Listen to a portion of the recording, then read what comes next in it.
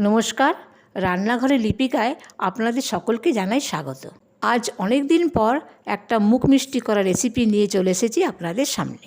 বানাবো আজ রসমালাই। ঘরোয়া পদ্ধতিতে কীভাবে সহজে রসমালাই বানাবেন সেটাই আজ আপনাদের দেখাবো। প্রথমেই কড়াইতে আমি জল দিয়ে দিয়েছি। জলটা গরম হলে তাতে আমরা গুঁড়ো দুধ ও চিনি দিয়ে ভালো করে নেড়ে নেব। এইভাবে কন্টিনিউ নাড়তে নাড়তে মিষ্টির পুরটা বানিয়ে নিতে হবে। মিষ্টির পুর আমাদের অলমোস্ট রেডি। তোমরা চাইলে এটা লিকুইড দুধ দিয়েও বানাতে পারো, তবে তাতে একটু বেশি সময় লাগবে, তাই আমি গুঁড়ো দুধ দিয়েই করলাম।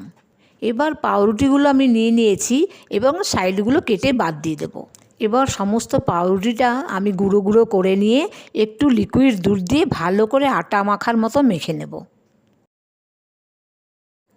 এই দেখো, মাখা কিন্তু আমার হয়ে গেছে। ছোট ছোট করে লেচি বানিয়ে নিচ্ছি। এবার আমি লম্বা লম্বা করে বেলে নিলাম। লুচির মতো গোল গোল করে বেলে নিলে কিন্তু এগুলো হবে না, এগুলো লম্বা করেই বেলতে হবে, তাহলে মিষ্টিগুলোর ভালো শেপ আসবে। এইবার আমি পুরটাকে ঠিক এইভাবে ভরে নেব, যেমনটা তোমরা ভিডিওতে দেখতে পাচ্ছ। আমার সবগুলোই পুর ভরা হয়ে গেছে। দেখুন তো কি সুন্দর লাগছে। এবার কড়াইতে আমি লিকুইড দুধ দিলাম এবং একটু চিনিও দিচ্ছি।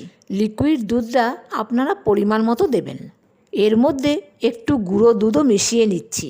এবার ভালো করে নেড়ে এগুলো মিশিয়ে নেব। এর মধ্যে একটু এলাচ দিয়ে দিচ্ছি। এলাচগুলো কিন্তু আপনারা ছাড়িয়ে দেবেন, তাতে ফ্লেভারটা ভালো আসবে। দুধটা ভালো করে ফুটে গেলে বানিয়ে রাখা মিষ্টিগুলো এর মধ্যে দিয়ে দেব। এইবার এটাকে ভালো করে ফুটিয়ে নেব। বাড়িতে হঠাৎ কোনো অতিথি এলে চটজলদি কোনো মিষ্টি বানিয়ে তাকে যদি খাওয়াতে চান, তাহলে এটা ট্রাই করে দেখতে পারেন। আমি কথা দিচ্ছি আপনাদের এটা দারুণ লাগবে। প্রায় 10 মিনিট কিন্তু আমার ফোটানো হয়ে গেছে। এবার এটাকে আমি কিশমিশ দিয়ে সুন্দর করে সাজিয়ে নেব। সাজানোর সময় আমি কিন্তু গ্যাসটা বন্ধ করে দিয়েছি, না হলে এগুলো লেগে যাবে। আমার রসমালাই কিন্তু রেডি। এবার রসমালাইগুলো অন্য একটা পাত্রে আস্তে আস্তে তুলে নেব, যাতে ভেঙে না যায়। এই পদ্ধতিতে রসমালাই বানিয়ে আমাকে কিন্তু জানাবেন কেমন লাগলো। খুব তাড়াতাড়ি আসবো অন্য একটা রান্না নিয়ে।